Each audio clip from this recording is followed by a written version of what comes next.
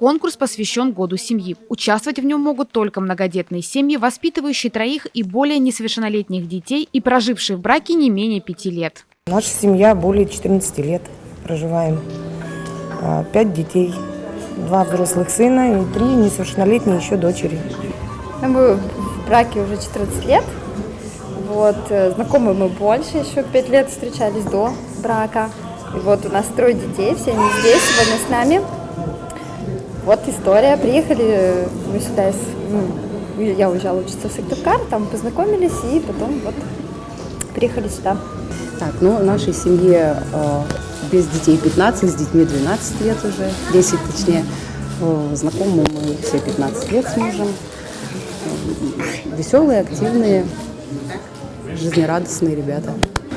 Познакомились на работе когда-то давно, 15 лет назад. Так и стали жить вместе. Традиции какие у нас? Мы празднуем день рождения, ходим, ездим вместе в отпуск, посещаем мероприятия, там всякие музеи ходим.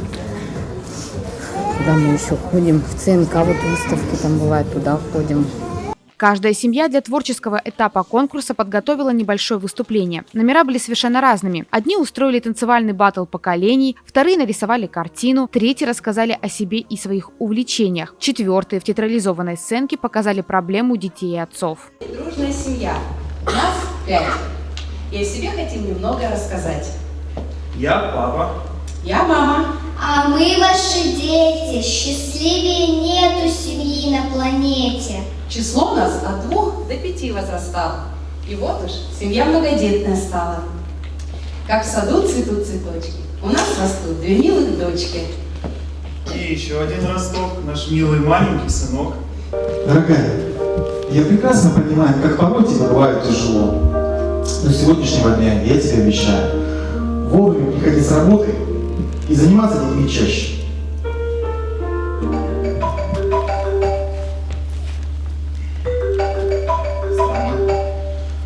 Алло, да? Что? Мне нужно выйти на работу прямо сейчас? На работу, ребята. Извините, но я не могу. Почему? Да потому что у меня семья. Цель конкурса «Семья. Богатство Коми-края» – пропаганда положительного образа многодетной семьи и повышение ее общественного статуса. Дома это все этап. Супруга дома, дети дома. Все хорошо, соответственно. Ты знаешь, что у тебя за спиной тыл верный и крепкий. То есть ничего не страшно. Если нет семьи, то, наверное, и жить нет смысла такого.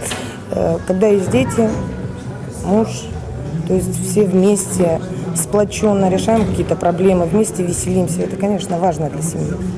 Каждая семья – это целый мир, где царят собственные устои и правила, ценности и традиции. Их всех объединяет одно – желание проводить время вместе и безмерная любовь друг к другу. У нас у каждого свои увлечения отдельные, конечно, но совместных у нас, в принципе, есть. Мы праздники совместно проводим вместе, играем дома, игры настольные, на улице, на дачу любим ездить.